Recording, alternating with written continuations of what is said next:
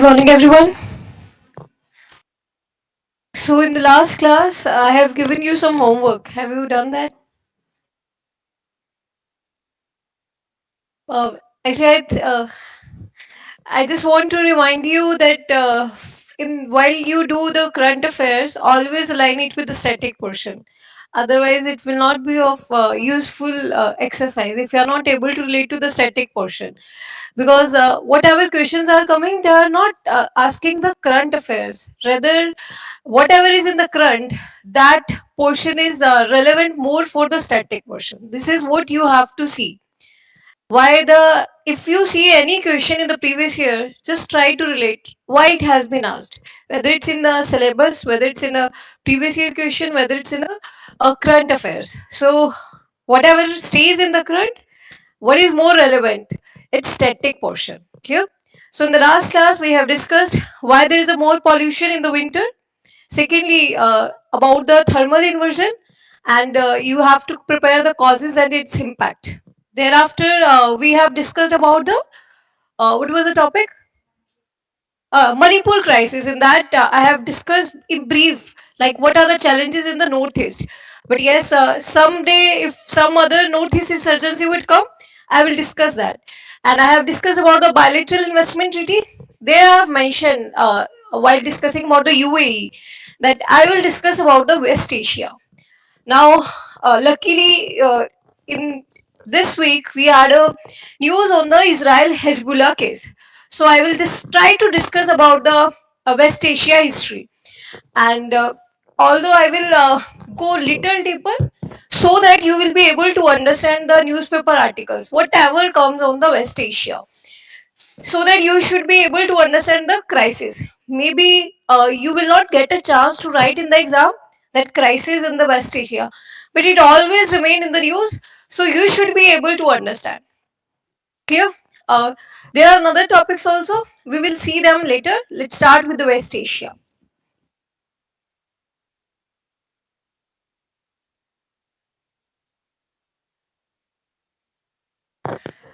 So this is the map. Firstly, have you seen the West Asia map?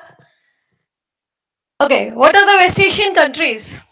Even for the prelims, the mapping is important. You have to prepare that.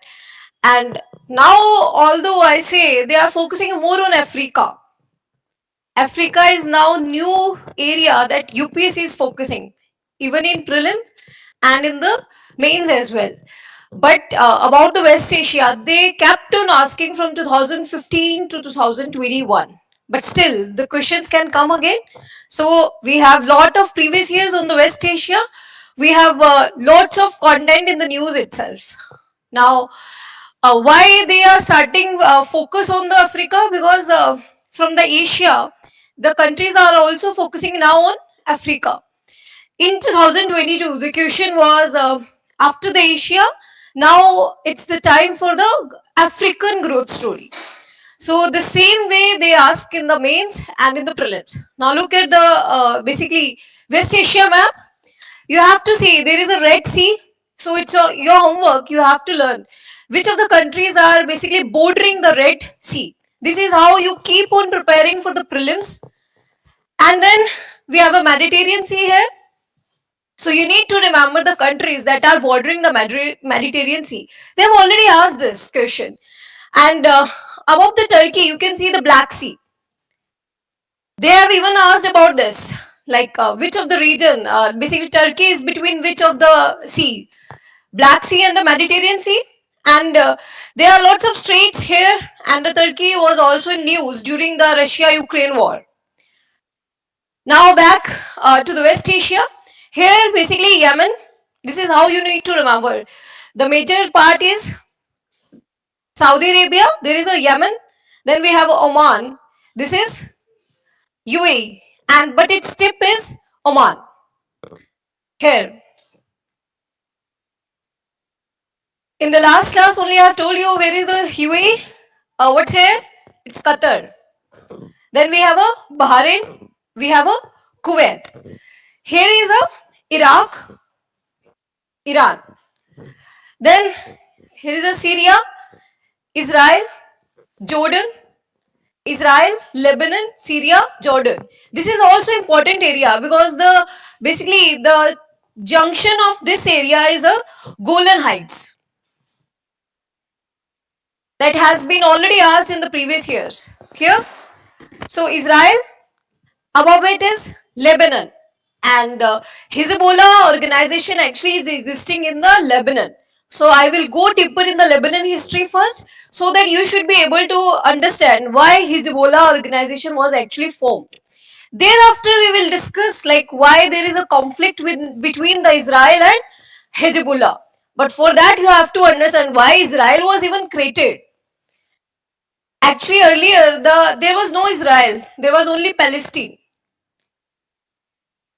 But Israel was basically carved out of the Palestine. Why it was done so? We will discuss that. Sorry.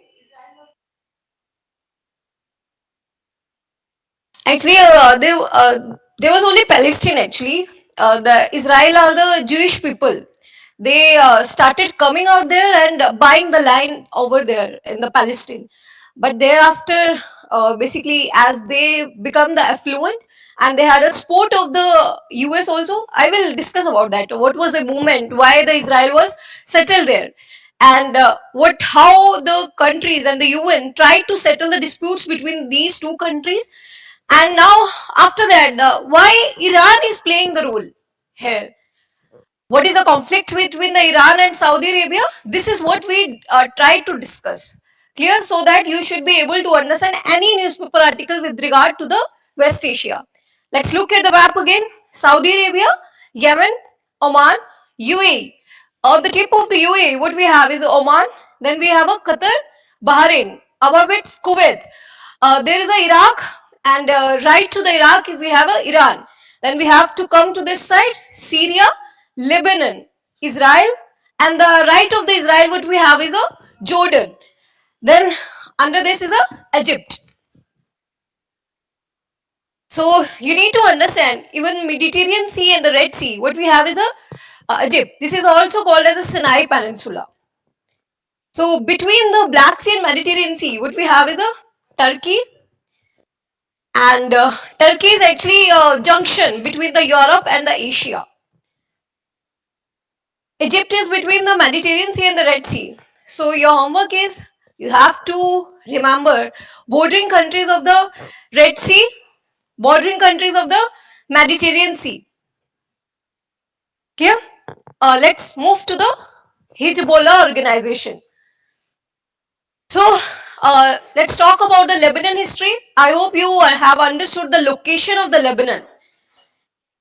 It's above the Israel, and the left side is a Mediterranean Sea, and its capital is Beirut. Actually, the Lebanon was under the France. It has got the independence in 1943 from the France. And the thing is, you need to understand, obviously, it's a newly independent country. Obviously, it was facing some crisis. But actually, the basically factors played a role in the formation of the Hezbollah because of the civil war that was started in 1975. Now, let's see what are the factors that Hezbollah basically contribution Shia factor. Actually, the thing is there are two sects, major sects in the Muslims. One is Shia and the Sunnis. You need to understand in the Iran who is dominating more is the Shia, and in the Saudi Arabia which religion is dominating more? Sunni. So basically the major power is with the Sunni in the Saudi Arabia. In the Iran we have a Shia. In the Lebanon, the Shia people basically used to feel exploitation. They do not have the power in the Lebanon. So this was the one factor. That is why again Iran is playing the role in the Lebanon, because they want to create a religious dominance of the Shia people. That is why they are supporting the Hezbollah also. Secondly, Iranian revolution. At that time in 1979, we had a Iran revolution also. That was again on the Shia Muslim dominance. This is what to they establish. It has obviously influence on the other countries as well. again on the Lebanon as well. Third, the most major factor is the Israel. Now, although I will discuss later, like what is the conflict between the Israel and Palestine, but right now just understand there was an organization that was a PLO, a Palestine Liberation Organization. To expel that, basically Israel has invaded the Lebanon region. Now, if you understand the map, Israel's above is a Lebanon. So South Lebanon is bordered by the Israel. If the PLO is basically entering into the Lebanon, they had to attack the South Lebanon. So basically, due to this invasion, and in that region, obviously the Shia people were living there. So this all the factors, the Hezbollah came into the picture. Clear? Do you understand the factors here? Iran revolution, Shia, major factor is the Shia dominance they want to establish, which is the basically other country is the Iran. I will discuss about the how Iran is being supporting the other terrorist groups in the other countries. Then after this, the Hezbollah also started rising in the Lebanon. They have won the parliament seats in the 1992, and even they got the credit when they were able to expel the Israelis from the South Lebanon. All this will leads to the basically it will be loved by the people if they have done something and they have won the power also. But all this is leading to the 79% of the people in the Lebanon is actually living under the poverty. And in 2020, there was a explosion on the Beirut port. Who was involved behind this? Hezbollah. But when the Lebanon government or the other UN basically started to have an investigation in this, they again started having the explosions in the Lebanon. They actually did not let the investigation to happen. It means Hezbollah, although it was created for the betterment of the Lebanon, but again they got the power. They are also involved in the terrorism activities, and it has been declared as a terrorist organization by many countries. Like we have US, UK, Germany. They have declared it as a terrorist organization. Now, with regard to the Lebanon and the Israel, if we understand, there is a blue line that has been declared by the UN. It may be asked in the exam, in the prelims, like where we have a blue line. It's between the Lebanon and the Israel. Who declared it? Obviously, what was the dispute? I hope you are able to understand, because the Israel has invaded the Lebanon. Why? Because the PLO has entered these borders. Clear? Thereafter, there was a war between the Israel. It means right now what we are seeing in the newspaper, it's not new. It is continuing since 2000s. In 2006 also there was a war between these two organizations. One is Israel and the Hezbollah. Why Israel retaliated? Why? This is in the story of the Israel versus Palestine. I will come to that. Just right now focus on the Israel and Hezbollah. Now, what is the relation between the Hezbollah and the Iran? This is actually a Secretary General of the Hezbollah, Hassan Nasrallah, although he has been killed by the Israel. And if he has been killed, again, obviously it will also lead to lots of clashes between these two groups. What he directly says that all of the things are actually provided by the Iran. His statement, it means the Hezbollah is backed by Iran. I hope you are able to understand why. Shia factor. Now this is what a axis of resistance. You can use this in the mains directly as just a statement. Like for example, if the question would ask you, what is the significance of the West Asia for the India? What are the challenges or issues? Either you can just write Iran factor or the West Asia instability. You can also write about the Iran axis of resistance. This is an established term.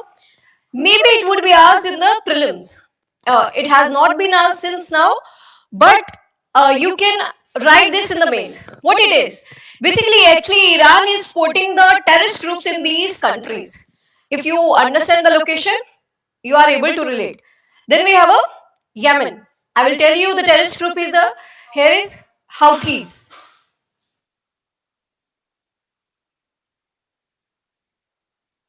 We have a Gaza, it's in Israel. Lebanon, Hezbollah organization. We have a Syria and we have a Iraq. In all these countries are actually Iran is basically having a influence and supporting the terrorist groups there. This is called as a axis of resistance. Let's look at the terrorist organizations. Syria, militias, Hezbollah, Hamas, it's in Gaza Strip. That is in the Israel. Then we have a Iraq. Then we have a Houthis in the Yemen. Is it clear? Now, why it was created, I will come to it later. I hope you are able to understand. Iran is backing these groups. And in the currently in the newspaper, what we have is the Israel Hezbollah war. Clear?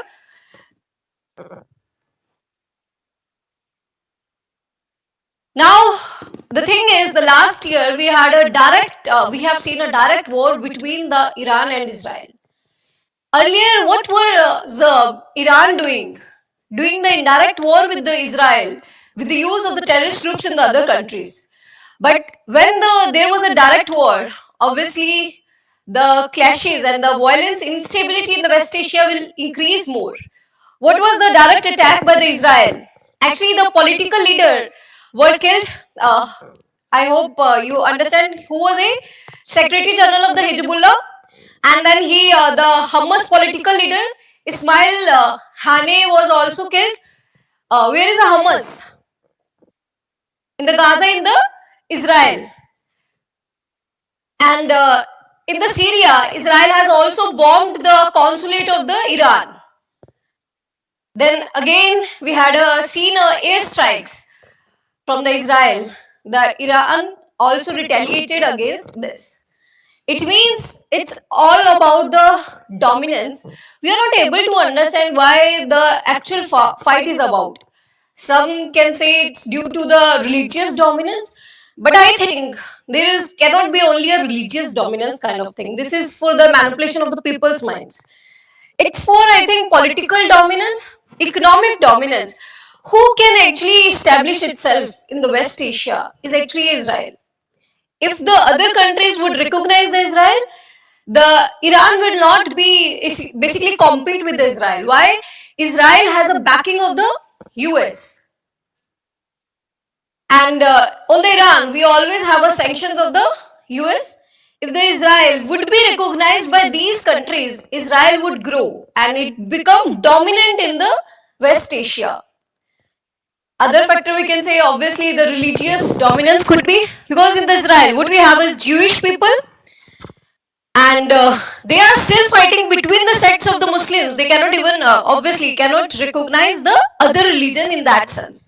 So these are the factors. Maybe this cannot be asked in the mains as such, like what are the clashes there, but the understanding is important so that you should be able to write the answers better.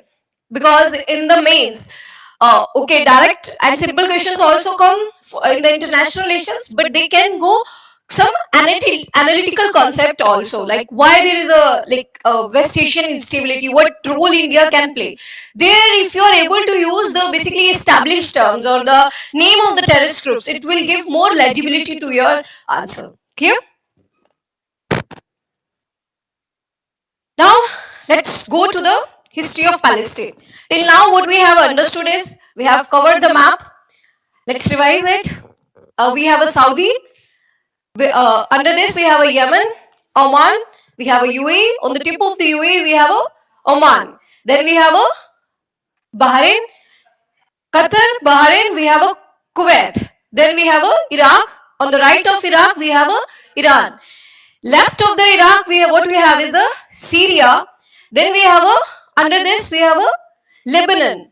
And then we have Israel. On the right of the Israel and the Lebanon, what we have is a Jordan. And then under this we have a Egypt. And Egypt is basically Sinai Peninsula. It's between the Red Sea and the Mediterranean Sea. I know it's good to see the map.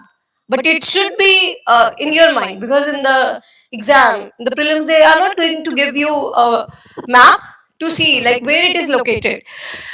If you are able to see, visualize through your mind, you will be able to solve many questions and try to analyze the questions. I will try to ask in the next class about these West Asia questions in the prelims. Clear? Now we are going to the history of the Palestine. Okay, we were discussing the map. Thereafter, we have discussed about the Hijabullah. I hope the three factors: Iran revolution, Shia factor, and the Israel attack. Why? To expel the basically PLO. Clear? The Hijabullah organization, and it has reason over there in the Lebanon. But still, we see the fight between the Israel and Hezbollah. Obviously, the other factor is the axis of resistance. That is the Iran. Which religion is dominating there is the Shia. Now, the history of Palestine. Actually, it was under the Ottoman Empire, and then after that, it was under the British during the World War One. The Palestine history. What was the composition of the Palestine? 78% Muslim, 11% Jewish, and 10% Christians. Then in 1800s, actually from the 1800s, we had a one movement that was a Zionism movement. What was this? Basically the establishment and to give them their homeland, that is actually considered to be the Palestine area, because there is a, they feel basically, I don't know whether it is true or wrong, but we are discussing here is a what is established. Clear? Because here we are not with any kind of religion or something. We have to be secular, right? So in the Zionism movement, they want to have a homeland that is considered to be the sacred, that is existing in the Palestine area. This movement was actually continuing. It has been from 1800s, because tradition, basically in the history, the Jewish people has seen lots of exploitation, and they have also faced the Holocaust. I hope you understand the Hitler. World War II, World War One, we had a Holocaust also. So after World War II, what was basically the movement actually led to the establishment of the Israelis, or you can say Jewish people in the Palestine area. It was supported by the US. Again, Jewish has a basically close relations with the Christianity, and then the Arab people were having the Muslim dominance. Obviously, it will not be liked by the Arab people. Who are the Arab people there? Actually, the borders are created later. Earlier, these were under the Ottoman Empire. It will not be liked by the Arab people. I hope you understand what are the Arab countries are existing there. So this was the history of the Palestine. You understand the composition at that time.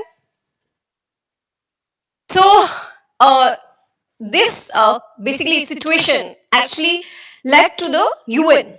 What was decided at that time? That the 43% of the Palestine area will be given to the Arab people, that is Palestine, and the other 56% will be for the Jewish people. Earlier there was no Jewish. Actually, they were migrating to this area, but slowly by slowly. And they started buying land over there. This was not liked by the Palestine. That's why the conflict has started. The Arab people feel the whole land actually 100% should be given to the Arab people, that is Palestine. But the Jewish has been given more, that is the 56%. Obviously, it will not be liked by them.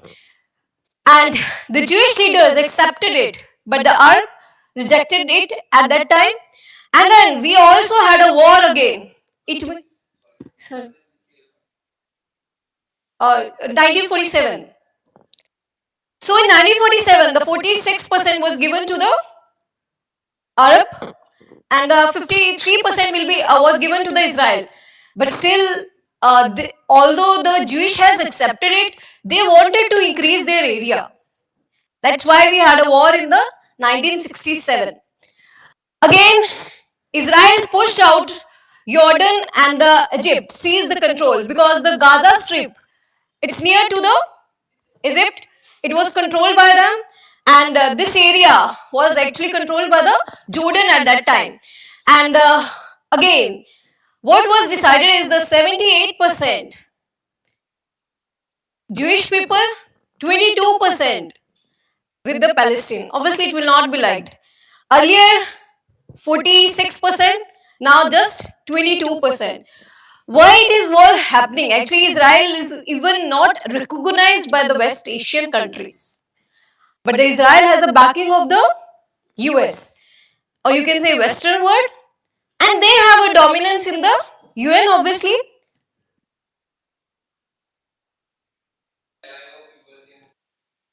Sorry?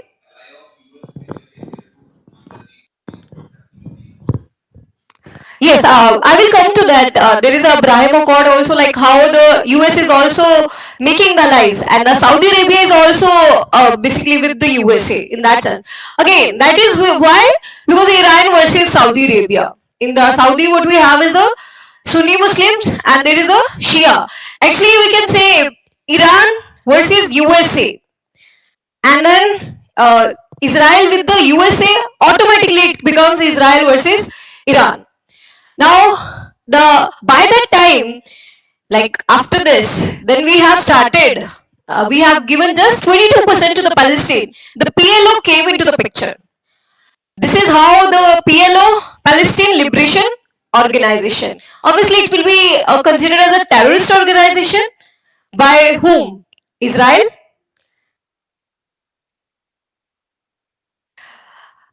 But then the major basically win situation was the Oslo Accord in 1993. It was a like a peaceful coexistence. Obviously, these kind of accords does not work long. It worked for only 5 to 6 years. What was the situation? Israel withdrawal from the parts of the West Bank and the Gaza Strip. I hope you are able to understand. Although West Bank is on the eastern side of the basically Israel, but it's actually a west side of the Jordan. That's why it's called as a West Bank, and the Gaza Strip is the basically southeast, southwestern of the Israel. Clear? So they basically earlier it was only Palestine, but now Palestine is accepting at least give this area West Bank and the Gaza Strip. Sorry, from Saudi Arabia, is it? Actually, due to the crisis, we have lots of refugees in whole West Asia. Some like I have not told you about like as the Lebanon history we see the Lebanon people actually migrated to other countries also because whenever there is a refugee crisis they will move to the other countries, and in the prelims they have also asked about this the refugee camps. With regard to the refugee camps they have already asked about this, but yes we cannot prepare in that context. So these were the basically issues. Jerusalem, it's in the West Bank. Refugees, what do we do with the refugees? Like Palestinian people had to migrate. Obviously, they were living in the whole Israel. Where they will go? Moving to the other, maybe to the Jordan, Lebanon, Syria, to the Egypt. They will move to the nearby areas. Now they want to obviously come back to their country. What needs to be done with the refugees, about the settlements, about the security, about the borders? So these are the issues that are existing. I hope you are able to understand. Israel and Palestine, the major 1947, 53 and 46. Then we have a 1967 war, again 78 and 22%. Then the Oslo Accord 1993, that Israel will withdraw from the West Bank and the basically Gaza. Then we had a basically war against the Oslo. In the Israeli people were also not liking the Oslo. Obviously, the Israelis, the people, what they feel, it's a Jewish land. We want this land back because historically they have faced loads of basically communal rights against them. So this is what is we have seen lots of agreements between these countries, But you need not to remember that. But the latest one is the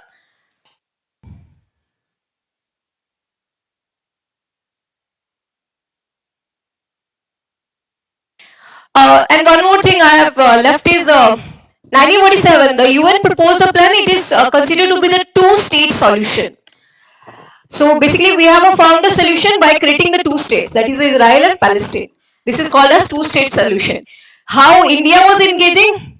Actually, India will obviously not support the Israel in the start while independence. Why?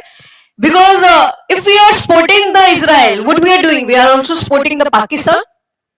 That is also basically demanding the Kashmir. This way, we are recognizing the POK also. If we are recognizing the Israel, so earlier we basically had a hesitation to make the relationships with the Israel. But yes, foreign policy also evolves with the strategic interests of the countries. So we have brought a de-hyphenization policy.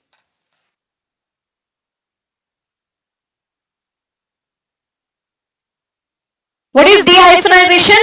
Basically, we will consider Israel and Palestine separately.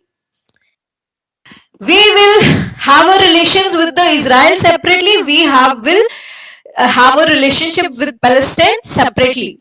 We will not see the Israel from the lens of the Palestine. Clear? Obviously, the Israel is growing. It is doing good technologically. And what India is expecting from the Israel? Israel is actually a desert country, but still it has basically good agriculture. Why?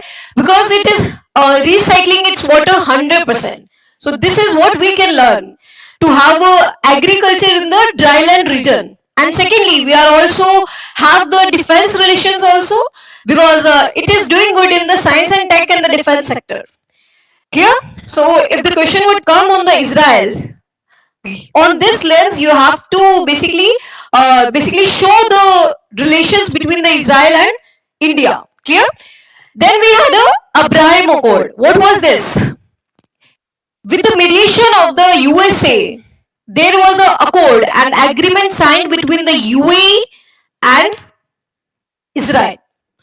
Now, if there is an agreement between the UAE and Israel, although with the mediation of the USA, what it shows, it means the West Asia is moving away from the Palestine cause.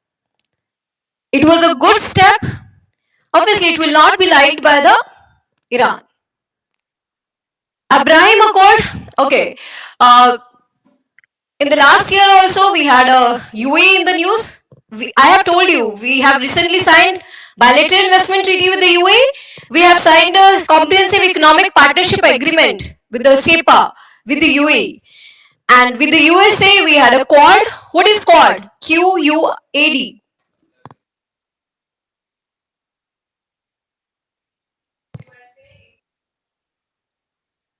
Yes. What we have is a USA, Japan, Australia, and India. These four countries are considered as Quad.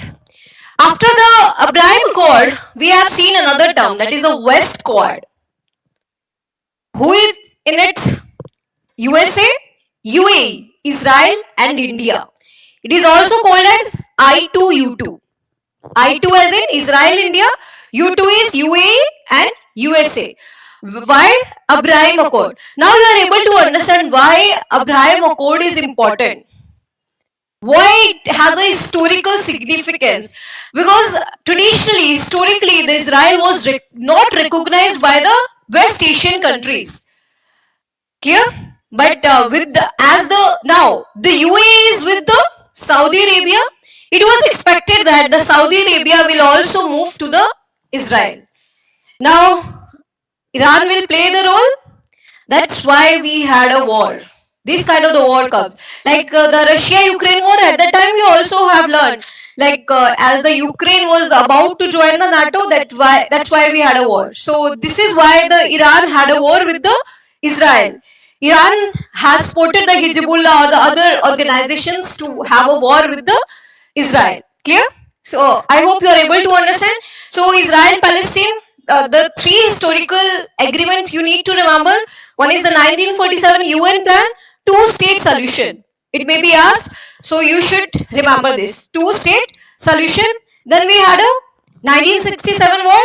Then we had a Oslo Code 1993. Now the major you can remember is the Abraham Accord. It is a success. Abraham Accord and the Oslo Code can be written in the positive sense. Clear? Now let's look at the other West Asian countries. I think it's in 2021.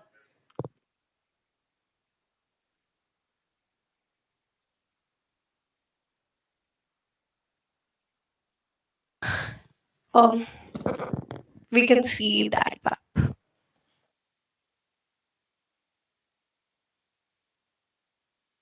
Now let's look at Iraq in brief. What is the problem there? Okay, have you heard about the name of the basically dictator in the Iraq? He's very popular. Saddam. Saddam Hussein. He was assassinated by the USA in 2003. He was dictator there. Obviously, he was not liked by the people, and even people there wanted the killing of him. Obviously, you are able to understand that that some people were also in the support of that, because he had a political party. There were people that having the ally with the Saddam Hussein, but now the USA has killed him. What people would demand? Basically, some parallel thing needs to be there. Some parallel plan has to be there, because you have killed the basically head of the country. There is a need of some basically thing that can replace him, but there was no parallel plan. What USA did is remove the whatever was existing that at that time, the political organization, the whole basically whatever MPs or something, they were removed. The military that was created by the Saddam Hussein, that was also removed from there. What will happen? Unemployment will increase in the Iraq, and unrest will increase. The people were not knowing like who is now going to rule over there. What will happen? The people who were in the military, you have removed them. They will join the terrorist organizations. So that's why in the Al Qaeda, ISIS is able to operate in the Iraq. So this is the basically history of the Iraq. Obviously, the supporters of the Saddam Hussein, or you can say the people who has felt the basically wrath over that time, they will become the terrorist organizations in that context. Again, this is supported by Iran. Clear? This is about the Iraq. And then Syria. I hope you must have listened about the Syria crisis, and it was actually started in 2011. What was the situation in the Syria? Actually, if we see the basically African nations, there is a Tunisia, Libya. From there, Arab Spring has started.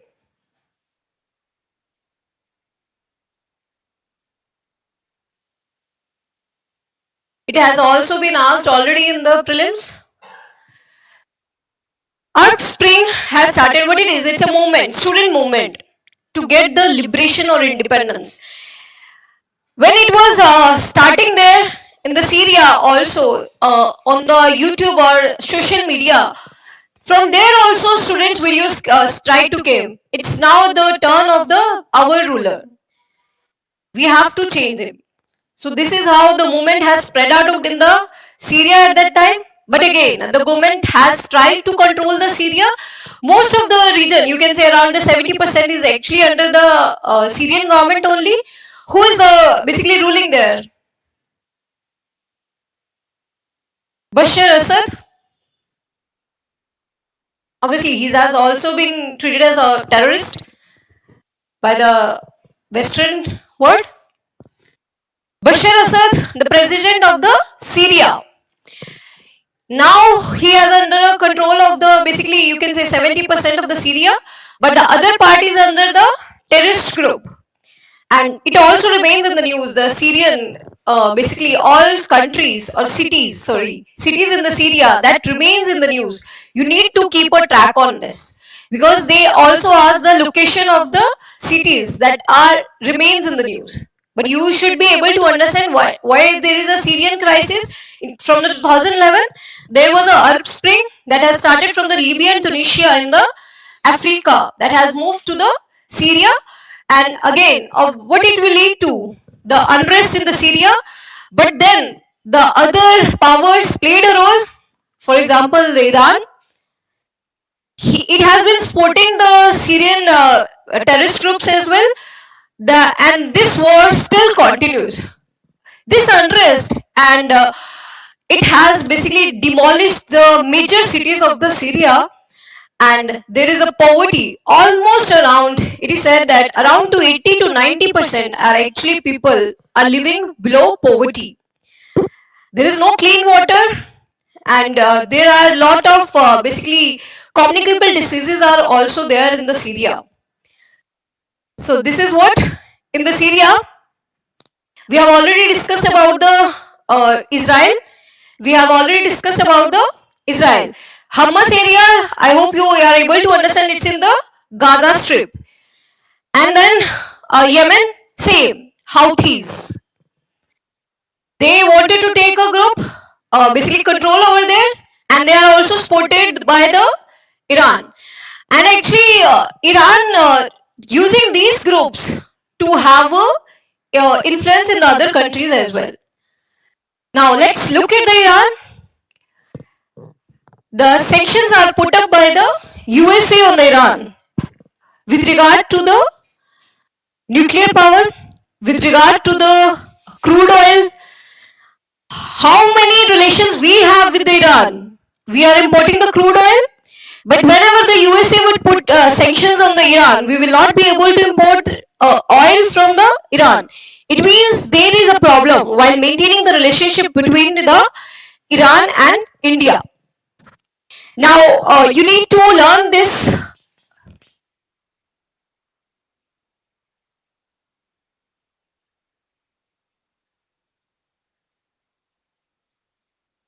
What was the full form? Just give me a minute. It's a JCPOA.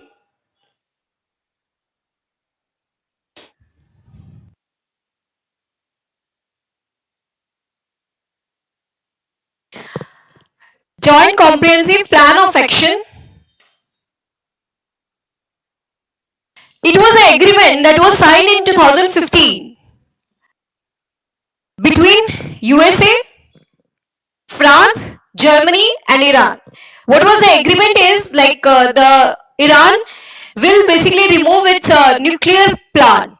Nuclear program will be stopped by the Iran, and whatever is existing in the Iran, basically nuclear will not be used for the military purposes, and whatever the basically military nuclear plants it has, it will allow the investigation of the Western world.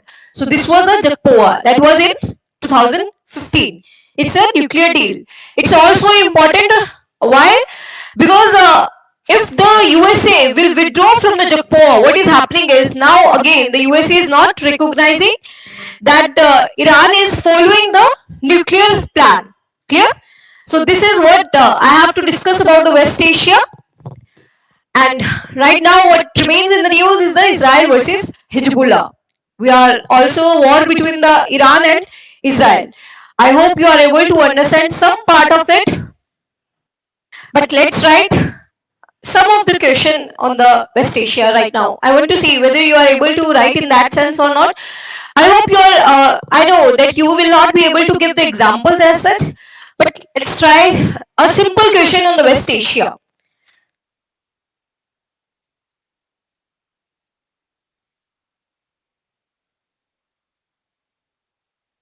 You just need to give the headings or just pointer form, right?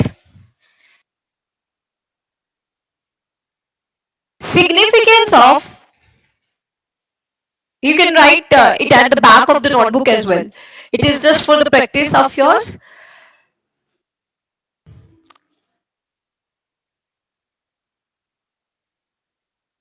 Significance of West Asia for India.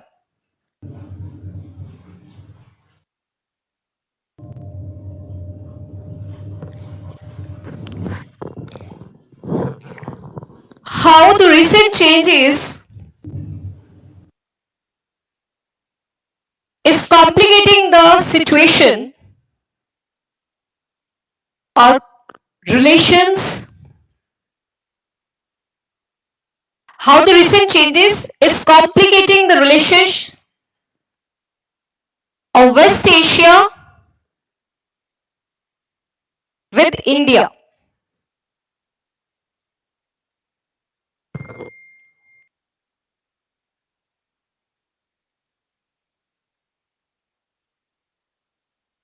Two parts, significance, and the second part is basically challenges or the recent changes. Clear? You can just write a heading.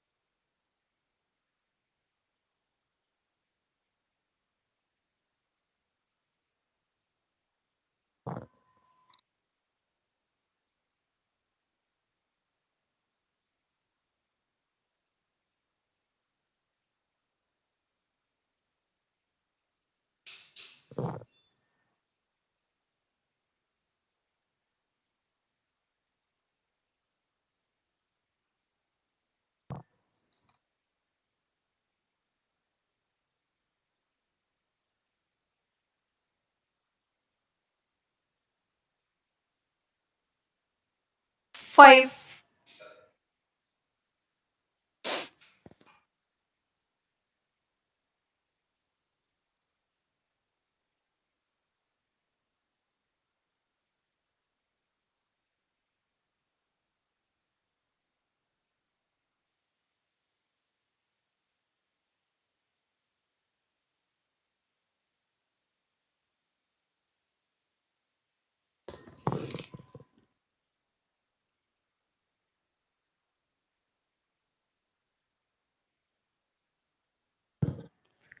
Muskan, what do you want me to repeat?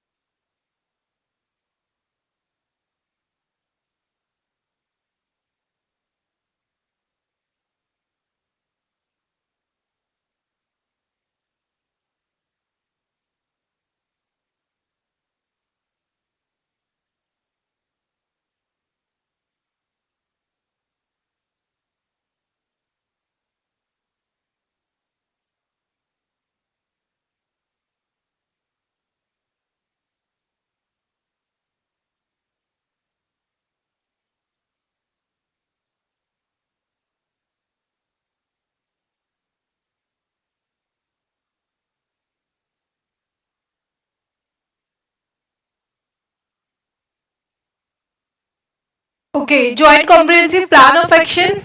Actually, it's between the Iran, US, Germany, and France. Under this, it was expected that the Iran will not use have the nuclear development, nuclear energy development for the military purposes, and whatever is existing there, it will be removed by the Iran, and it will allow the Western world to have the investigation in this context.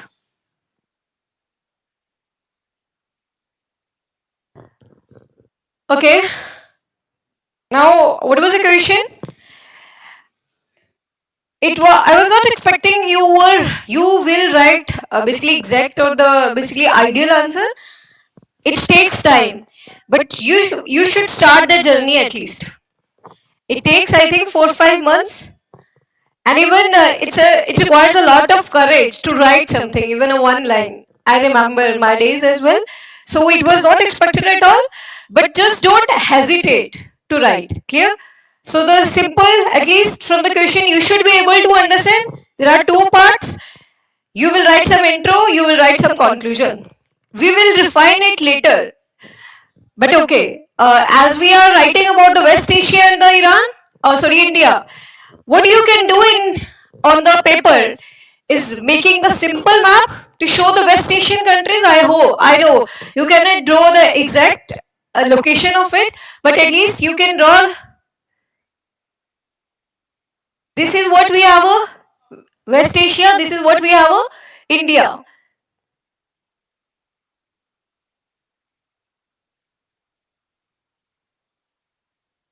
Simple map we can draw right now. Later on, we will marks also like which country it is. For example, if directly asked about the Israel, we should be able to mark the Israel as well.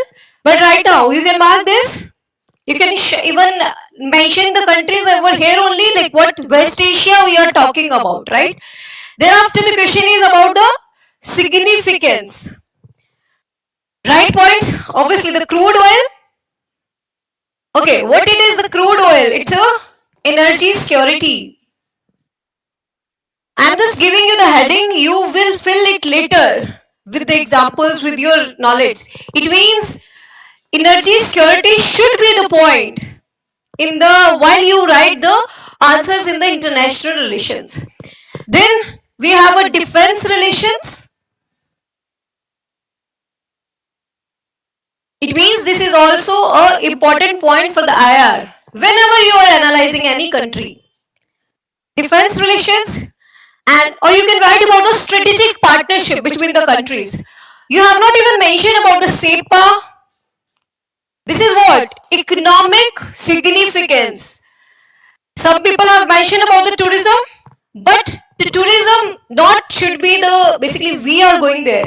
It should be they are coming to the India, at least writing on the paper. So we can have a trade relations. West Asia is actually an emerging market for the Indian products. What is rising over there? It's a vegan culture. And I have given the example many times about the jackfruit tikkis are being taken by the West Asia people because it gives the feel of the meat. As a vegan culture is rising, our agriculture products has a relevance in the West Asia. It means that in the West Asia we have a market for the Indian products. You can give the example SEPA or the bilateral investment treaty with the UAE. Even in the investment purposes, we have lots of company from the Saudi Arabia, from the UAE. The major is the Armaco. This is how just you need to just mention about the examples in the mails. Clear? So how will you analyze any country? Economic significance. You can make separate points for the trade and investment, but mention between that only we have energy security, defense relations, or you can write about the strategic partnerships if we have. What you can write in the strategic partnership? I2U2, West Quad, clear?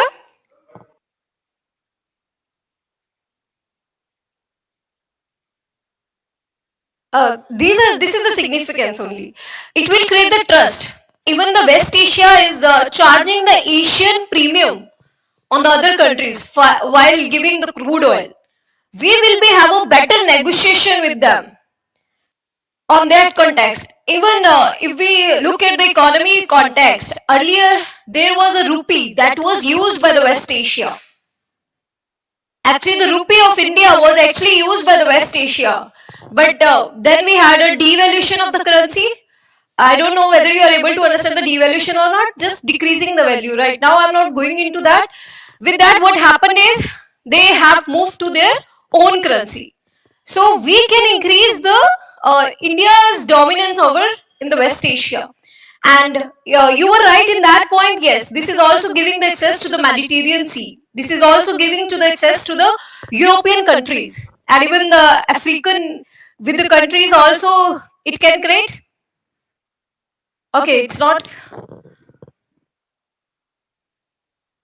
written work on the board. This is not visible that I have written over here.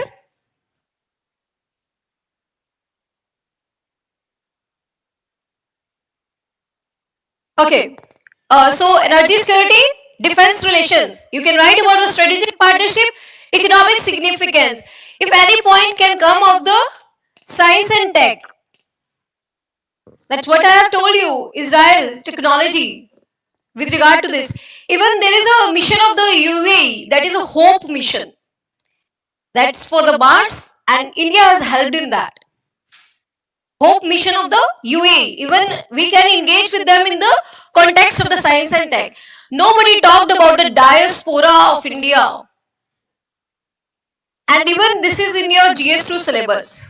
Significance of the diaspora. In West Asia, we have lots of diaspora, and that is sending the remittances. So, even for the diaspora safety, we have to have a role in the West Asia. Otherwise, what will happen? During the COVID-19, we have seen the reverse migration. If these people will come back, what will happen? We have to give them employment also. Okay, stoppage of the remittances. Secondly, we have to provide them employment also. So it will create the problem. So for their safety also, we have to create the rule in the West Asia. What other points you can think?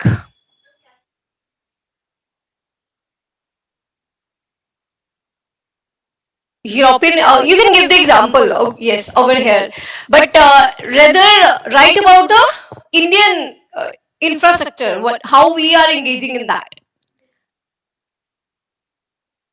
Yes, we have a relationship with regard to that also, but mostly it's on the crude oil basis.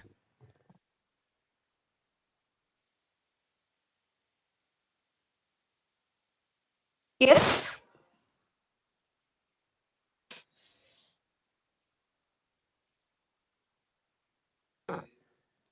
Okay, I'm coming to that. Is it clear? This is how you need to analyze. The major point will be economic, strategic partnership, defense, science and tech, and the connectivity.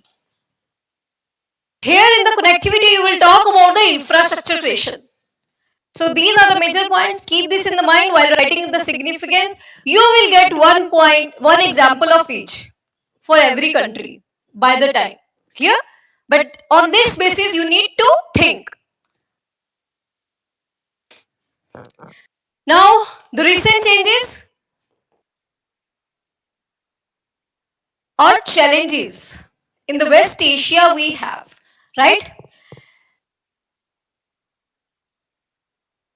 The first is if we have a war between the Russia and Ukraine, that is also impacting the West Asia, and even the China factor. Who are the supporters of the Iran? In outside the West Asia is the China and Russia. It means the China, Iran, Russia axis. This is also the challenge. Obviously, the China will not let the India to grow over here in the West Asia. This is again the factor in the West Asia. You can even write, as you have written already, the instability or the war situation over here. That is also the problem for the India. What we have? You can mention about the Israel Hezbollah. You can mention about the Israel Iran. You can mention about the terrorist organizations also. Houthis. Hezbollah. This is how you can write about the instability in the West Asia. What more you can write about the challenges? Inflation. What we are facing is a inflation from here. That is a there is another term, imported inflation. As these countries remain in the crisis, what will happen? Like for example, if there is a sanction of the USA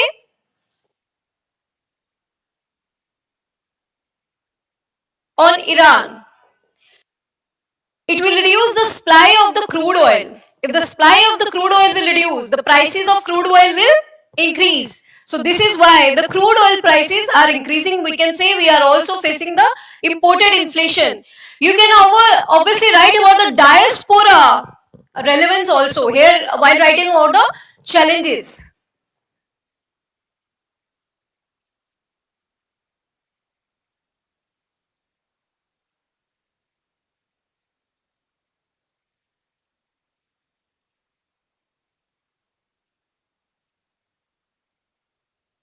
We are also seeing the refugee issues, refugee crisis, and even try to think about the internal security also. Whenever there will be instability in the West Asia or in other countries, the terrorist groups will flourish.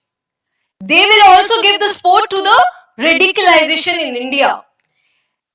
What we have discussed is the Al Qaeda, ISIS. Even if I would talk in brief about the ISIS, what it is?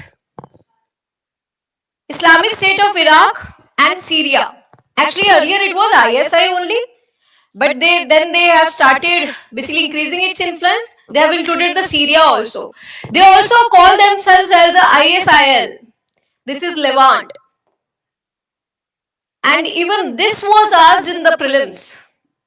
What is the Levant countries? It's not like they are testing your factual knowledge. They are testing whether you are reading the newspaper or not. Because if you will cover the internal security well, the GS3 and the international relations, there you will find this term for sure, ISIL.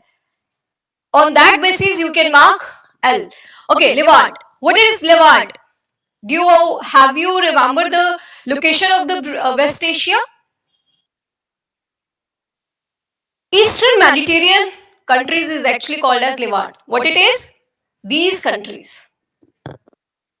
Syria, Israel, Jordan, Lebanon, Iraq. All these countries are actually Levant. That's why the ISIL, Islamic State of Iraq and Levant countries. They want to basically have a dominance in all the West Asia. Clear? So whenever there will be a flourishing of the terrorist groups, what will happen is there will be a radicalization in India as well. So it will also create the internal security challenges.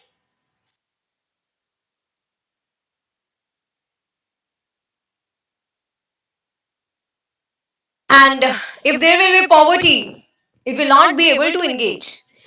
And even you can write about as the USA has withdrawn from the JAPOA, Joint Comprehensive Plan of Action. This is how you can write the challenges with the West Asia. Okay, if we remove the recent changes, even if we are writing the challenges with the West Asia, again you are not going to write the same thing. Crude oil, that is the challenge we have. Because the crude oil prices inflation, or even I have told you West Asian premium on the Asian countries, that is also a challenge for the India. Secondly, the instability situation in the West Asia, that is creating the challenge. US factor, Iran, China and the Russia factor. Again, the point remains the same only. It's on you how you are going to present that. But for that, obviously, we have to understand first. If I would just tell you the answer, okay, Hezbollah is a problem. Who is Hezbollah? This is why you need to understand the basically current affairs. But I don't know whether you will be able. They are not going to ask who is Hezbollah unless some basically. Earlier there was a question on the ISIS. It was asked in the GS3 because it is a major terrorist organization, and in your syllabus it is written linkages of the organized crime with the terrorism. So it was asked in 2015, I guess. So have some brief knowledge about them. We have discussed about the ISIS. We have discussed about the Hezbollah. We have discussed about the Houthis. These can be asked in the prelims about the mapping question, where these terrorist groups are existing. Although they do not ask a controversial question, they will never ask who is dominating over there, Shia or Sunnis, in the Saudi or Iran. In the UPSC, I have never seen the controversial questions, because in India also we have this religion, so they are not going to ask because it can hurt the religious sentiments. Clear? But they expect you to know it. Just don't mention it with the feelings of the religious sentiments. You just need to mention about the Shia versus Sunni factor. That's it. Just don't write anything about the basically which religion should have a dominance in that sense. Don't give your opinion. For us, we have to see them as a economic significance only, even not for the, if we are looking at this political significance, again we want India to become a superpower. That's it. Clear? We have, you can write this Shia dominance. What I am saying is, don't write anything basically that can arise the other person's religious sentiments. Just mention it with a basically a political mindset. That's it. Diplomatic. So let's see some of the previous year questions with regard to this that has been asked about the West Asia.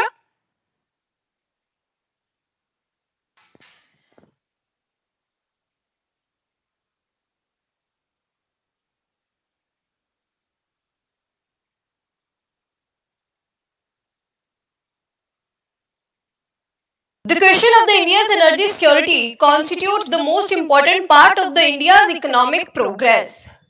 Analyze India's energy policy cooperation with the West Asian countries. Now, it is a question already asked in the mains. It means for the West Asia, energy security at least should come into your point. It is expected. Now let me see whether you are able to basically diversify your answer in that context or not. Okay, the question of India's energy security constitutes the most important part of the India's economic progress. This is a hidden question. You can write the significance, why there is a need of the energy. Next is analyze. It means you can write the basically positives we are doing. You can write the challenges also. You need to analyze, right? You can write the positive we are doing with regard to the energy. You can write the challenges also. You can even give the way forward. Otherwise, you will not be able to write the answer. Okay, what do you think? What will you write? I don't expect the exact examples, but I want to see whether you are able to think in this direction or not. Okay, you can even write about the SEPA, that we have a trade relations, obviously it will also align the energy policies also. So you can say what we have energy policy, signing the agreements with the countries, right? SEPA, BIT.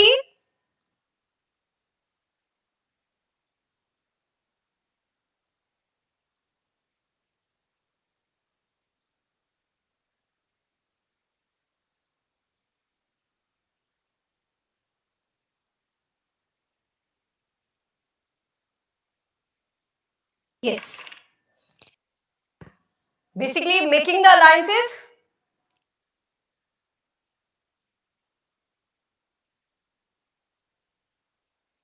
Yes. This is what I want you to think. Even if the question is on energy, don't stick to the crude oil. Even we have a relationship with regard to the renewable energy also. Write about the defense. Clear?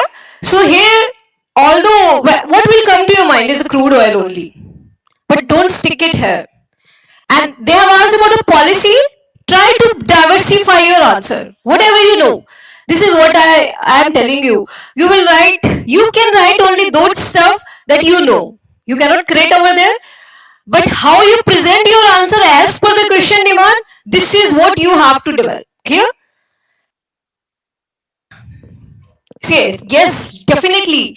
Even if we have a basically relationship with regard to the technology, that will help in the energy development also. Clear? So this is how you need to write or think in this question. You will get the examples like if we are allowing the Armaco company, FDI, from the other country, that is also on the crude oil basically. So FDI allowed, the SEPA agreements we are signing, we are making the alliances also, so that we can have a diplomatic relationships and the better negotiation. That is the West Quad, I2U2. We have also good relationships with Iran with regard to the crude oil. We import from them, even with the Saudi Arabia, with the UAE. This is what you need to write. Clear? Challenges, obviously, while writing the positive, if the word is the analyze, right? The challenges also you already understand. What are the challenges? The same challenges has to be written. By the time you will definitely able to basically refine your points. How I can better align with the question itself, right? You know the way forward? What we can write the way forward? Okay, let's talk. We have discussed about the how to think about the significance, how to think about the challenges. How will you think about the way forward with regard to the IR? Just a basic way forward. What do you expect? What do you can write? Like you have said, better stability. We cannot have a stability in the West Asia. What we can Yes, basically what we can do is increasing the diplomatic relationships. This way actually you need to have a basic format, prepare itself in advance. You cannot. What we can increase the more basically negotiations, meetings with these countries, had more visits with these countries. This is what you can do. You cannot bring the stability as such, but we can use the international organizations, that UN and other big quad, or you can say BRICS. All this can play a role in the this. Basically, you can write about the international organizations and the regional organizations that can play a role, and we can have a role in the infrastructure creation. We can have Indian companies to create employment over there. In that sense, fourthly, increasing the diplomatic relationships. So have a stick to, we can, you cannot write in that sense like Indian PM should go and rule over there, have a stability. We cannot have this kind of things. We are a diplomat, and that is possible. This is what you can write. Mostly it's on the dialogue form. Even why the Russia-Ukraine war has to be tracked. This is not like they are going to ask what was happening there. Okay, in the prelims they can ask about the locations if it remains in the news. But you are able to understand how the Prime Minister of India or the Finance Minister of India or the External Affairs Minister, how they are dealing this situation. How the Foreign Minister is giving the S. Shankar. What statement he is doing. What was the stand of India? Always and always dialogue. This is what we should have an engagement to increase the dialogue between the two fighting groups. Basically, the Israel, and this is what you need to write. It means if you're following the newspaper, yeah, they're not going. Although with regard to the Russia-Ukraine war, it has remained in the news. They can ask about this also, like what role India has played. But it will also help you to write the way forward also in the international relations, right? So what we can have is a basically mediate between the two groups. This is what you need to write. Clear? And we can have the other groups also to play the role and the infrastructure creation. So this is how you can write the way forward in the international relations. Next question. India's relationships with the Israel have of late acquired a depth and diversity which cannot be rolled back. Discuss. What do you want to see? Depth and diversity. We have a diversified relations. This is what you need to write with regard to the science and tech, agricultural development, with regard to the water, with regard to the defense. This is, yes, horticulture. Then you can also write about the energy security. So this is what you need to write about the depth and diversified. And even you can here mention about the I2U2 West Quad. Discuss again. You need to write the challenges also. Again, way forward. Clear? Simple questions. Even if you have, for example, you have not read the newspaper, and it will always happen. I am not recommending you to stop reading the newspaper as such, but even if you are not reading the newspaper from 4 5 months, but you have diligently followed the news for the 1 year, it's not like you will miss something. Maybe some recent example you will miss, like you will not know the actual stand of the India. Like initially, with regard to the Russia-Ukraine war, India abstained from the voting, but again India has also voted against the Russia. So maybe that would be missed, but the general answer can be written. How will ITU2 grouping transform the India's position in the global politics? It was a major news in 2021. That's why it was asked in the 2022 mains. What was ITU2?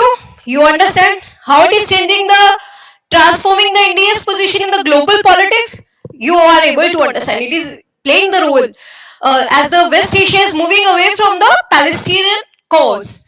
It is moving with the relationship with the Israel, and the UAE has also having a good relationship with the Saudi Arabia. It means a major group of countries are now making the relationship with the Israel.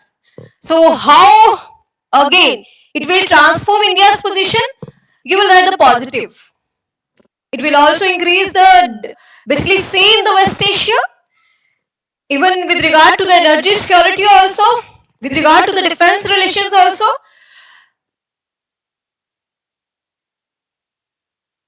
Sorry.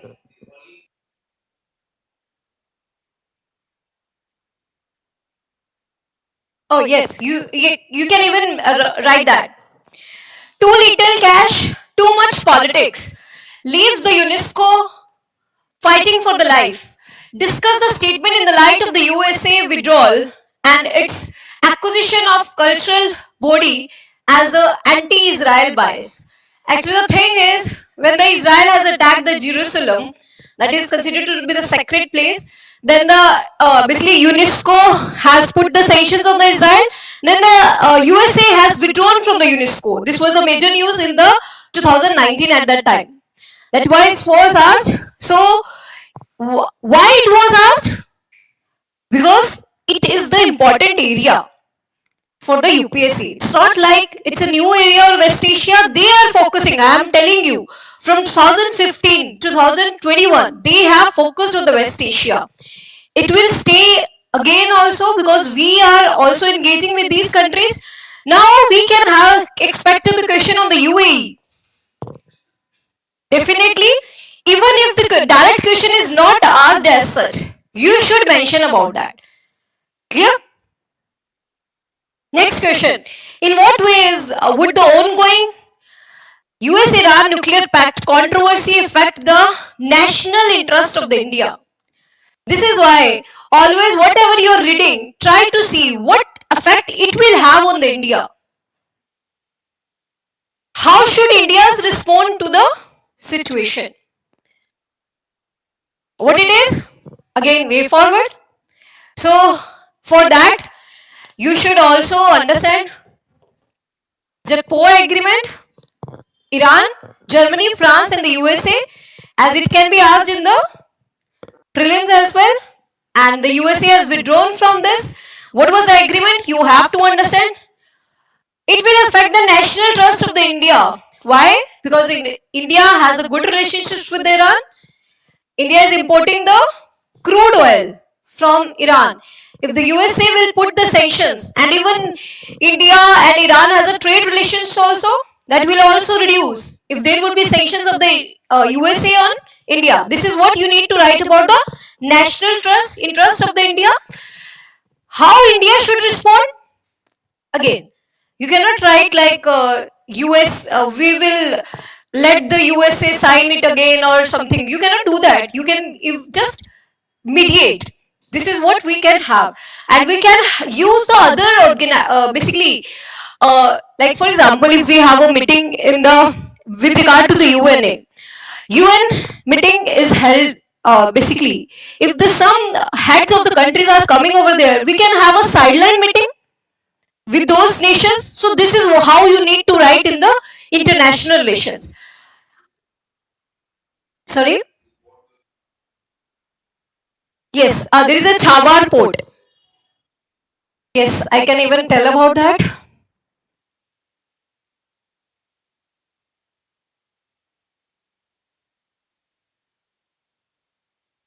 India is even developing the Chabar port.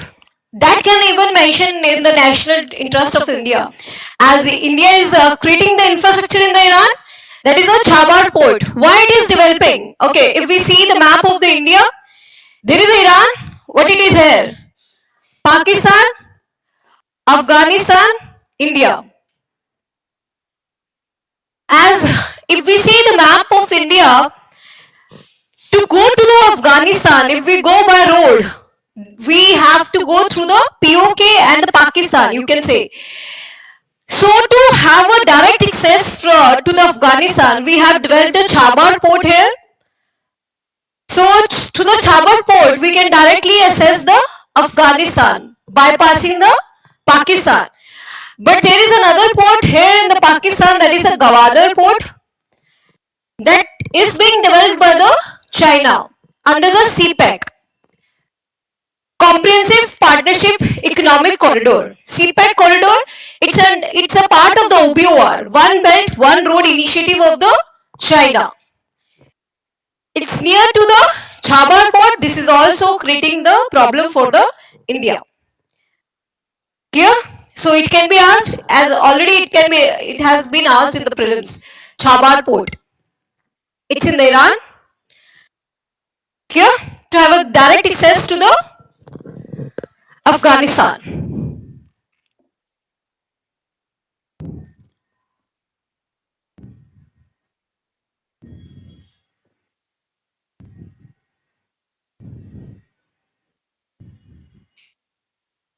So this was in news. Israel Hezbollah war was going on.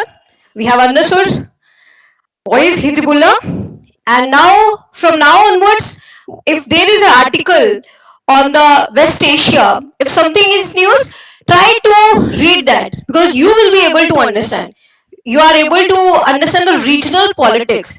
But again, regional politics is just for the understanding, and secondly, obviously, if there is an interview process going on, then they can ask your view, like whether you know about that organization or not. They can ask these kind of stuff in the interview, but you might not get a chance to write in the mains as such.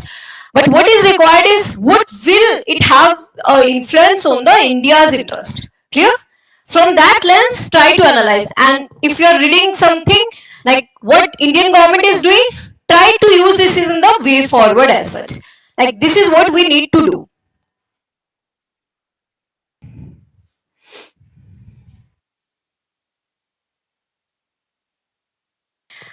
Another, the major article that was in the news is the AMG Narega. Why AMG Narega is important? Because in the mains, it is written, issues relating to the planning, mobilization of resources, growth, development and employment. And even mobilization of resources, here we can say human resource,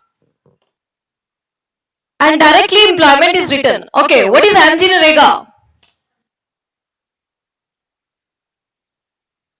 Yes, we are giving a guarantee for the employment to whom?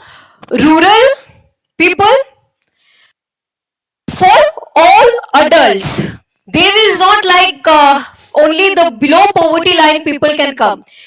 Every person who is above the 18 years can ask for the employment in the rural area. Which kind of employment? Unskilled, or you can say manual labor. They cannot ask for the professional jobs under this.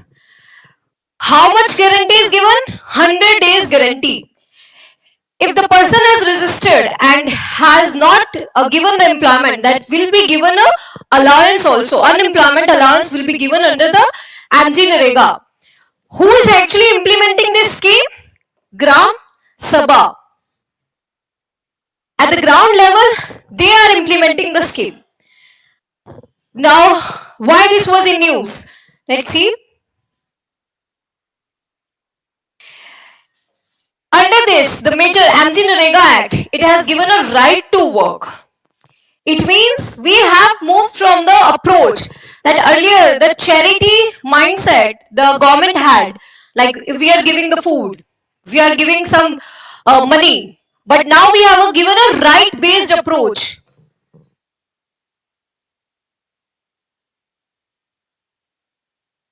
So this is a part of the governance. So basically how we have moved from the charity mindset to the right-based approach. Why? Why employment is important? Why we are focusing on the employment? Hmm? Yes, obviously economic development, but how? I'm just trying to see the basically flow chart in the respect of the economy. Yes. Then? Okay. Ethical aspect also. Hmm.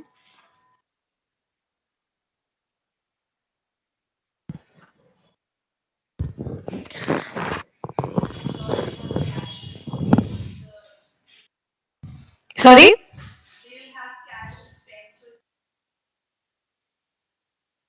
Yes, that will create the demand and that will create the supply and the GDP. Okay.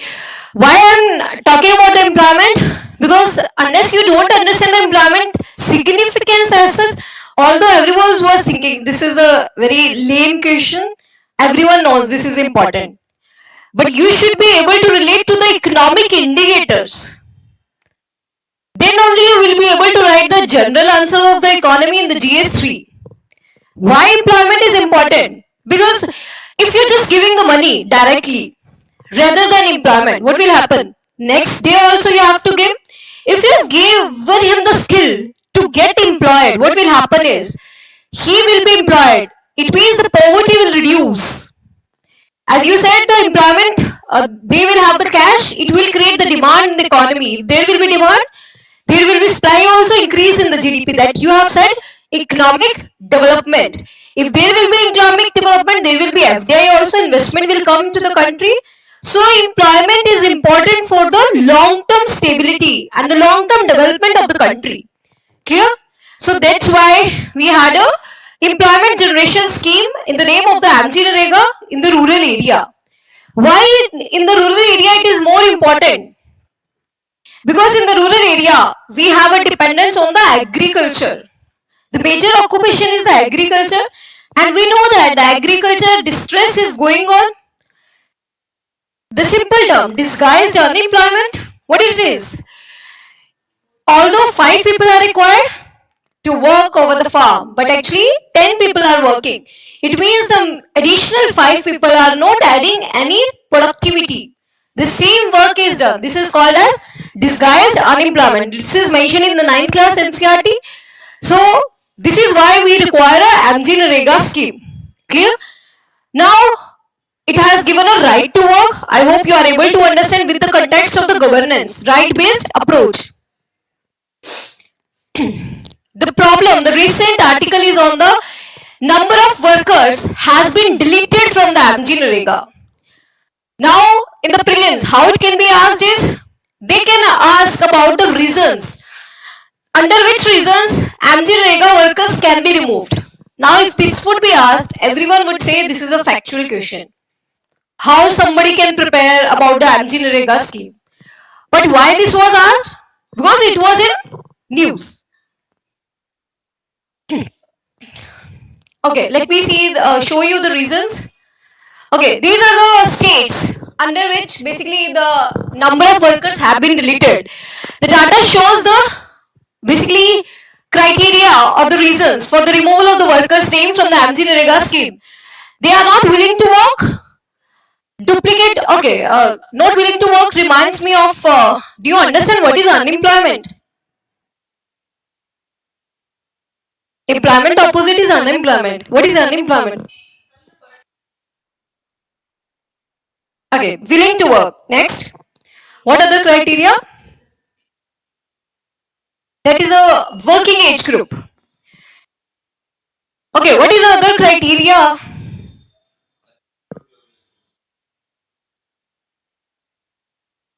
Yes. If the person is willing to work, and willing to work is what? Actively looking for the job. Second is able to do the work. What are the two conditions for the unemployment? Able to do the work and willing to do the work. If two conditions are fulfilled, still the person is not getting the employment, then it is called as a unemployment. Clear?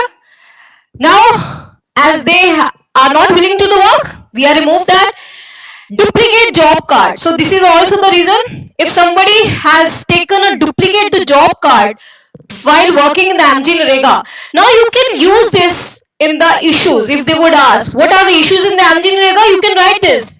There are the duplicate job cards also. It means the actual beneficiaries are not getting. Then we have a duplicate applicants, no existence in the panchayats, and the family have been shifted. Now let's see what basically our provision in the Amjin Rega Act says. Job card can be deleted if the person has permanently migrated. Job card is found to be duplicate. He has showed the forged documents. Then what is the procedure? Additionally, if a Gram Panchayat is reclassified as a municipal corporation, why? If there is a municipal corporation, then it becomes a urban area. If it becomes an urban area, no more Ramjin Rega will applicable because it is for only a rural area. All job cards that the panchayat are deleted. In line with the act, the circular emphasizes due process requiring independent verification by the program officer before any deletions. Moreover, all deletions must be documented, reported to the Gram Sabha. So that is why this is important. Who is actually implementing at the ground level is the Gram Sabha. So these are the reasons under which the job card will be deleted. Schedule 2, paragraph 3 of the Act outlines the procedure for the deletion. If the Gram Panchayat is satisfied at any time that the person has furnished a false information, that will be deleted. But the thing is, why it's in the news? Because it has said we have made a Aadhaar based payment system. Basically, Aadhaar linkage should be done for the job card in the Amjin Narega. But if somebody is not able to validate the Aadhaar card, that job card has been deleted. So the major reason for deleting the 2 lakh workers from this is the basically the ground that we have is a Aadhaar based payment system. It's a injustice. Now the GS2 e-governance topic is written. What is e-governance?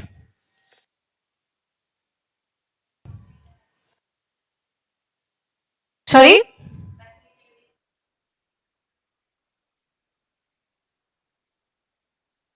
Okay.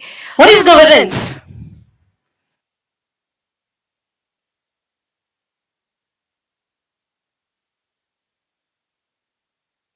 Rules? Yes. It is a part of the governance. Yes. Any other thing? Simple meaning is what? Yes. This is also governance. How the policy is decided, decisions are taken, how it is implemented. This is what a governance. Clear? Decision making and then the implementation. This is a governance. You are right. If we are using the technology in that governance, it becomes the e-governance. It is mentioned in your syllabus. There you will read about the issues. This is one issue you can write over here. Due to the Aadhaar linkage, what we have done, even in the past we have seen with regard to the PDA system also. There was one case study that a Jharkhand girl has died. Why? Because she was not able to verify its Aadhaar with the ration card. What happened is she has not got the ration and that led to the death of that girl. So this remains in the news. So issues in the e-governance, if you are writing the recent significance, it will become more relevant. I don't know whether they would ask specific question on the Amjin Rega in the mains. It cannot be asked as such. But yes, this is a major scheme. but it is not directly mentioned in your syllabus as such, so there are only 1% chance that the question would come directly on the Amjinarega. But if the question comes on the issues relating to the employment, you can give the recent significance while writing about the issues. That the deletions under the Amjinarega job cards due to the failure of the Aadhaar based authentication. This is what you can give the significance. But now this schemes become important from the for the perspective of the prelims because it has remained in the news. Now let's see how it has already been asked.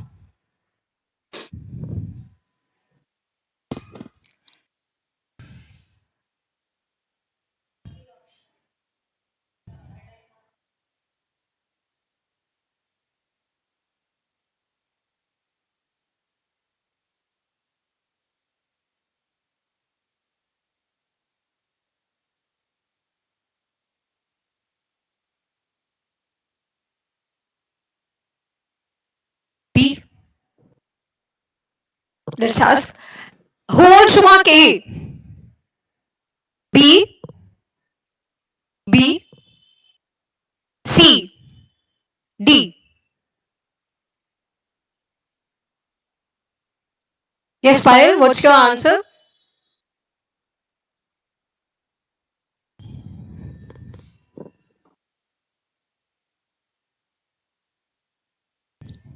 So Amjinarega it's for the adult member of any household, but we can say of the rural household. But in any option, they are not focusing on the rural as such, but yes, or any rural household. That should be the most appropriate answer in the Amjinarega.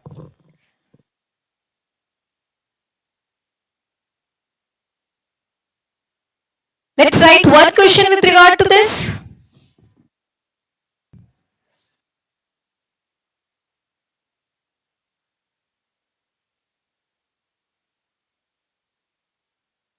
Let me show you the previous year question only. It's with regard to. Give me a minute.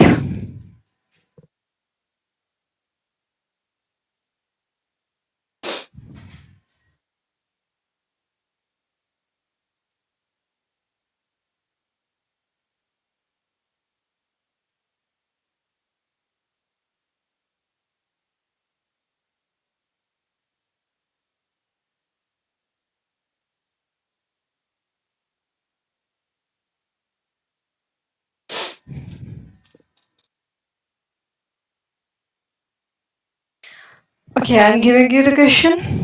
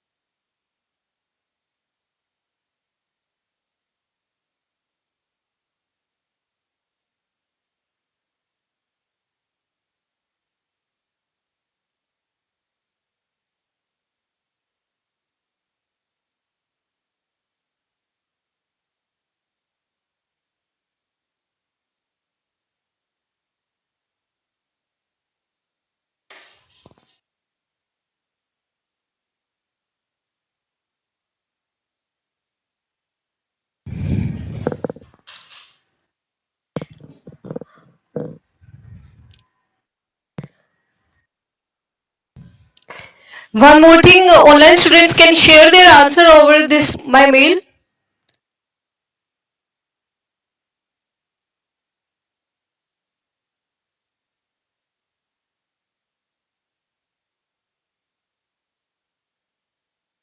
Sonali12.plutusis@gmail.com.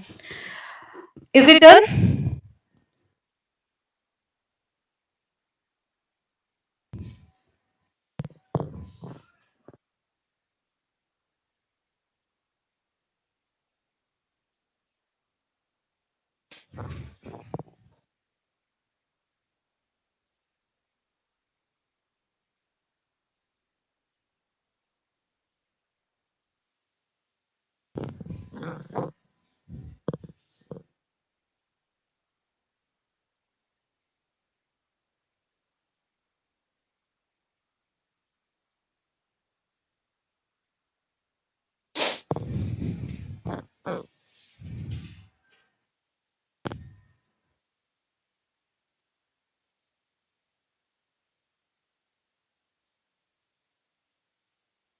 Thank you.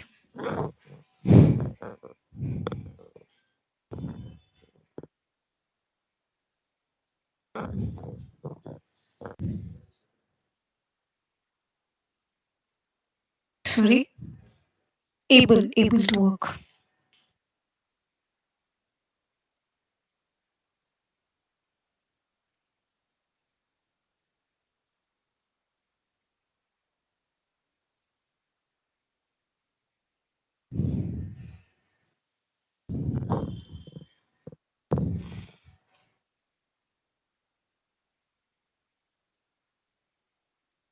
Hmm? This is what I have asked. How to create a jobs. Have you written? Excuse me.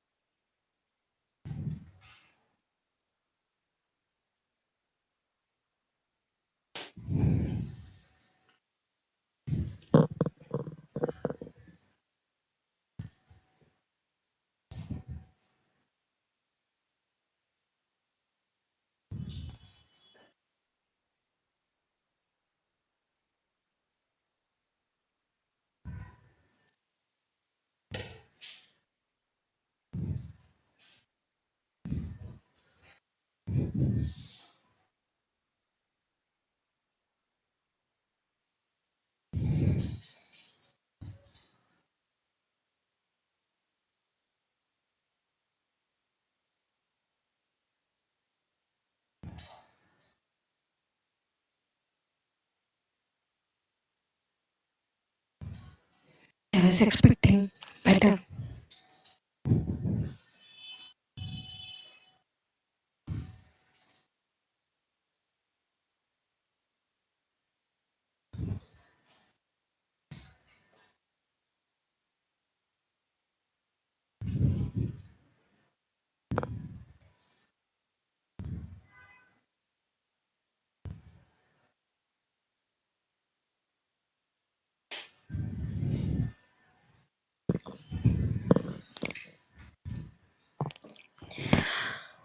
Okay.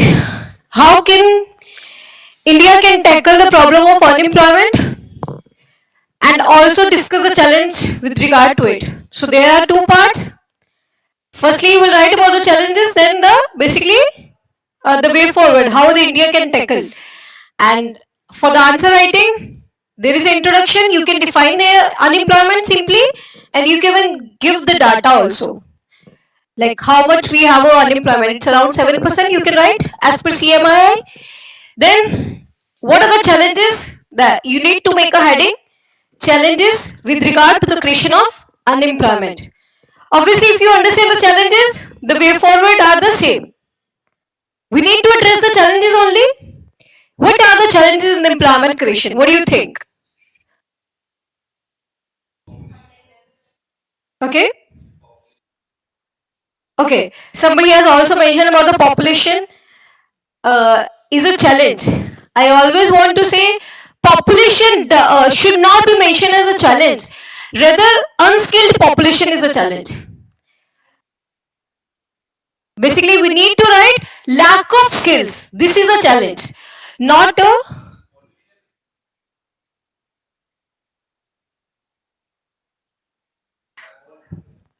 but we should look at the working age population, that is a 15 to 59, as a demographic dividend.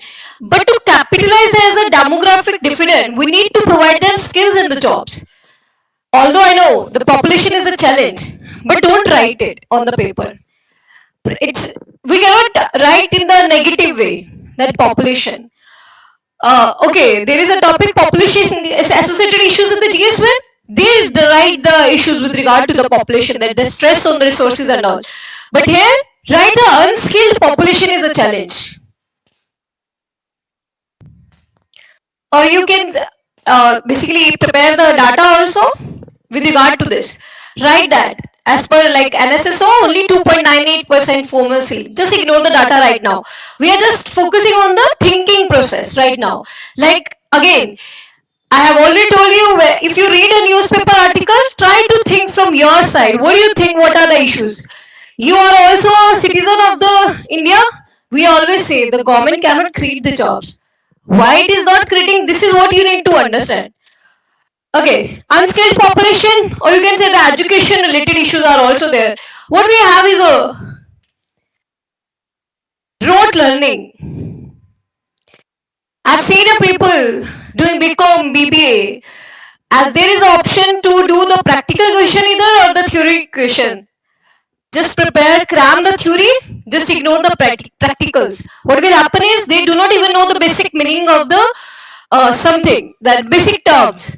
Why it is happening? Because in India we have a degree culture or the rote learning. So we can say that although there is a degrees, but they are not employable. So low employability is also the issue in India. These are the issue we can say that in the human resource, what problems we are facing is rote learning, or either you can say industry academia linkage is not there. Whatever we are reading in the academics, that is not you helping in the industry employment. So for that, what we can have is schemes like earn while learning. These kind of the schemes, apprenticeship schemes like Shreya scheme is there of the government. So this is what you need to write with regard to the human resource. These are the problem we have. Now we were discussing about the anti-narega. So the way forward could be like to the, if there is an unskilled, we can create employment. Some people have rightly said like it has to be created for the urban areas as well. But we need to provide the basic skills at least. We need to develop like lack of vocational courses. Like everyone is just focusing on the degrees, whether it will be helping to create the employment or not. Like tailoring, the specific electrician work, they are not unskilled, they are semi-skilled, right? Or you can say they are skilled, can be called as skilled also, but not highly skilled. Highly skilled that come the professional degrees, clear? So vocational courses are not taken, unskilled, rote learning, industrial academy linkage is not there. Now come to the who is creating the employment. There are three sectors of the economy. One is agriculture. What problem we have here is a disguised unemployment. Agriculture productivity is lower. Then we have industries. In the industry, we are adopting the technology. Capital intensive industries we have, not a labor intensive industries. And we do not have a small scale industries, MSMEs, you have mentioned. Why micro, small, medium enterprises are important? Because they adopt the technology less. They give the employment more. That is why MSME development is required. And why manufacturing sector is focused by the UPSC or by the government? Why? Why make in India? It will create the employment. Next is the services sector. Again, services sector. I hope you are able to understand primary, secondary, tertiary. Services sector is basically giving the employment to the skilled, mostly the IT sector. It requires an engineering degree, BTech, to get the job here. What we can have a labor intensive services sector also. What are those? Hospitals, education sector. This is a labor intensive. Tourism. It means in the services sector also we need to develop a labor intensive. In the industries we need to boost the manufacturing. We need to boost the MSMEs. We need to boost the labor intensive industrial sector. In the agriculture, what we can have a linkage between the agriculture industry, FPI, food processing industry. It's mentioned in your syllabus already in the GS3. Agriculture, we can increase the exports. We can use the technology. So all this will be taken later, like what are the how we can resolve. But we are thinking about the employments. So these are the issues we are facing here.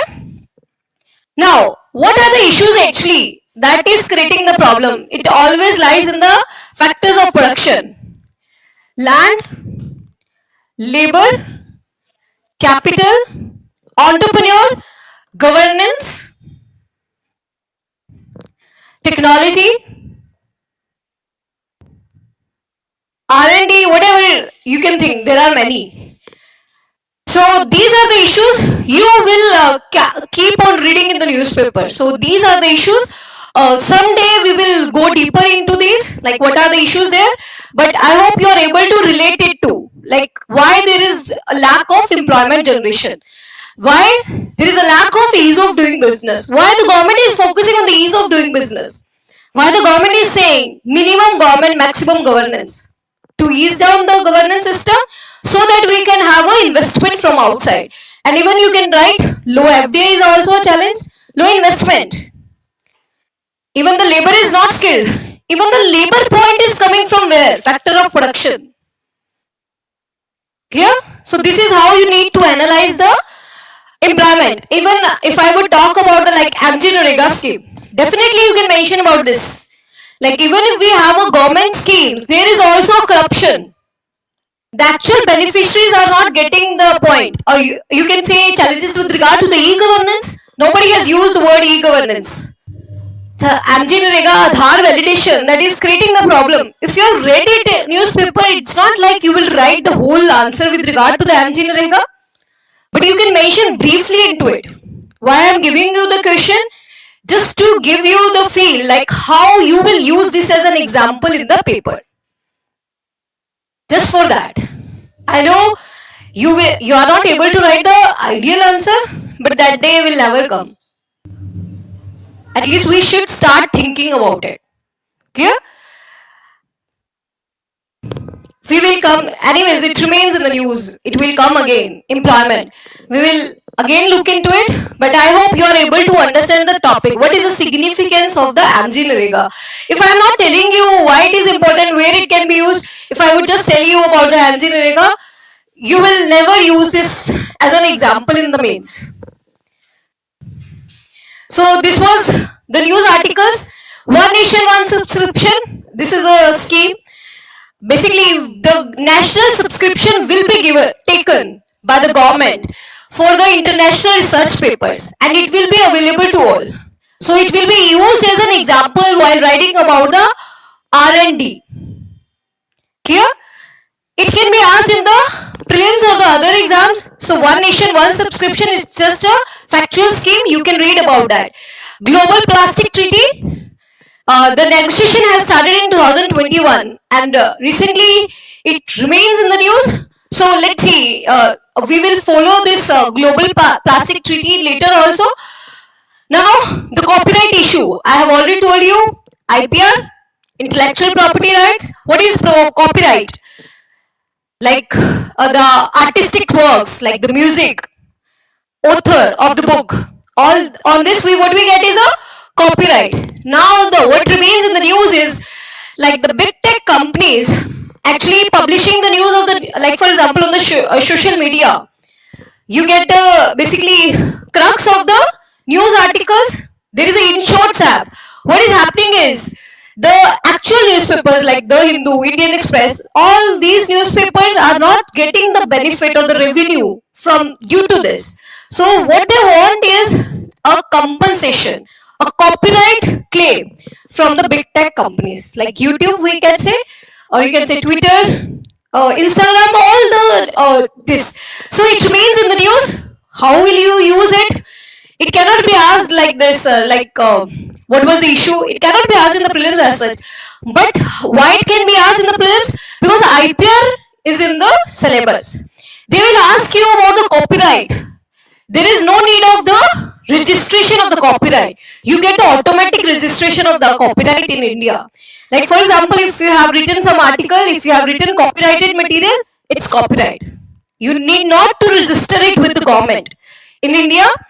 And you need to understand, you can write this issue as an example if there is a question on the IPR, but nothing much is required with regard to the news. I hope you are able to understand what is the going on here.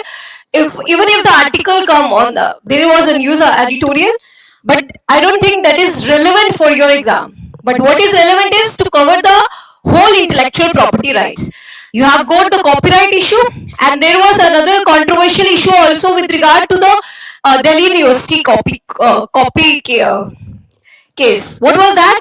Like for example, in the basically the nearby shops, you get the basically photocopy of the foreign author books, and they have filed the case. But then the Supreme Court has given a judgment.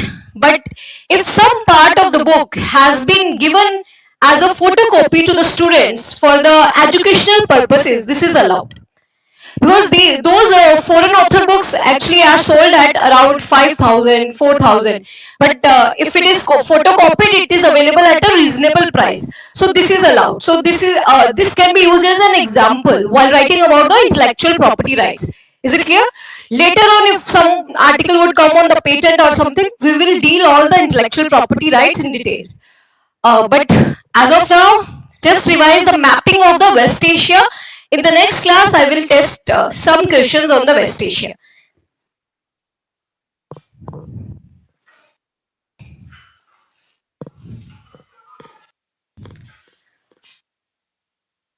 Thank you, everyone.